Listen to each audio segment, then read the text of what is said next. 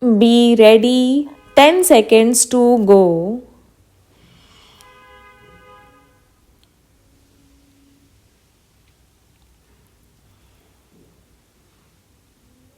Start.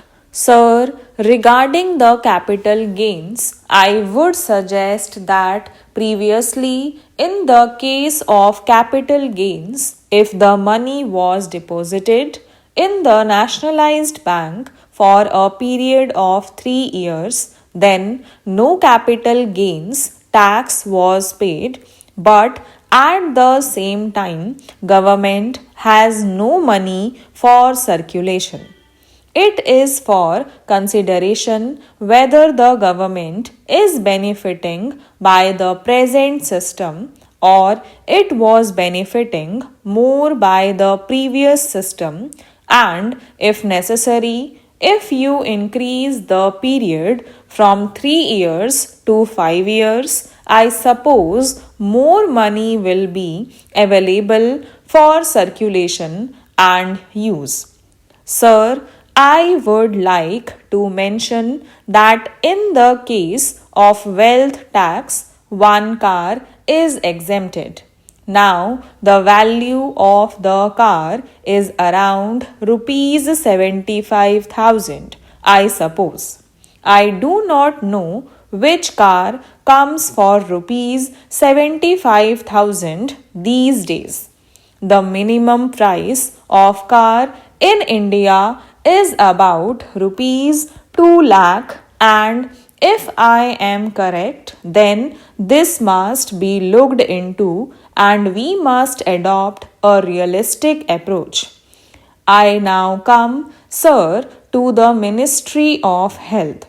The Constitution of India lays down that the state shall strive to raise the level of nutrition and the standard of living of its people, and the improvement of public health is among its primary duties and functions. Now, can we really honestly say that this is being done? What is the position today in our hospitals? There are strikes every day.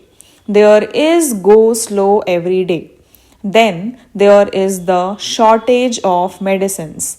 There is the shortage of beds and there is the shortage of hospitals.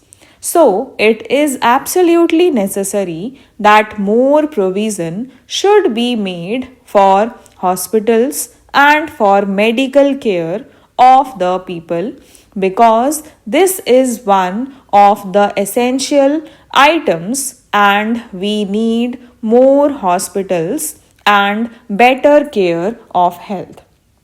Sir, the Ministry of Home Affairs allocations are quite generous. The well being of our people should be there.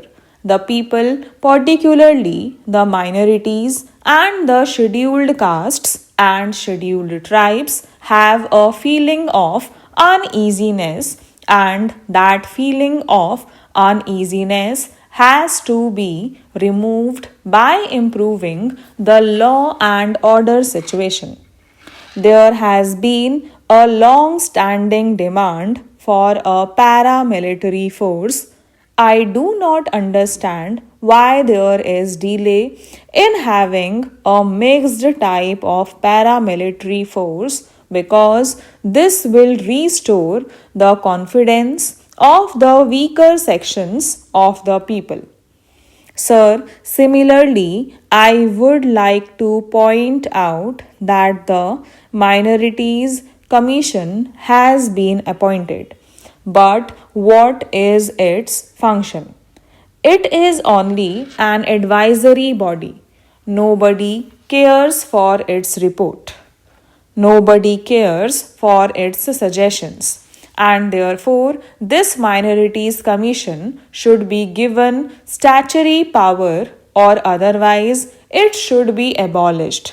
Because I feel that whatever expenditure we are incurring now on this Minorities Commission is waste because they are not doing any useful work.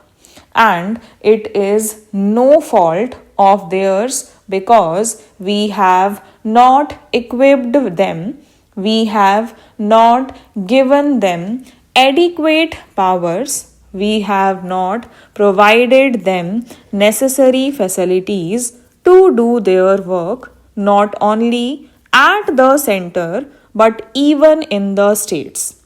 This is a matter for the Home Ministry to consider. Sir, another commission that has been appointed is the Subordinate Services Commission. This commission consists of only two people, chairman and a member. Why can't we have 3 or 4 members? This commission is like the UPSC. If they have to perform their task of recruitment, they have to be provided facilities.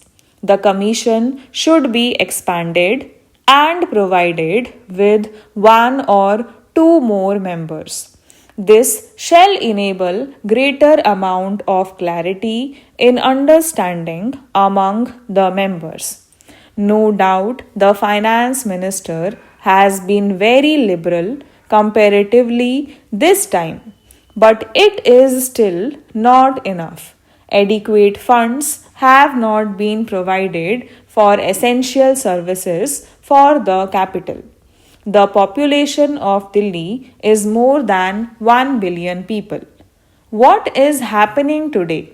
Even the essential services have been outstripped by the requirement of the people. The main problem is the transport. Water supply and electricity are also main problems. It is therefore very necessary that additional allocations should be made for these items. For Delhi transport problem, particularly in a big or metropolitan city, cannot be solved by operating a few hundred or 1,000 buses. We must provide something better. The only solution that can meet the requirements of a city like Delhi is the rapid transport system.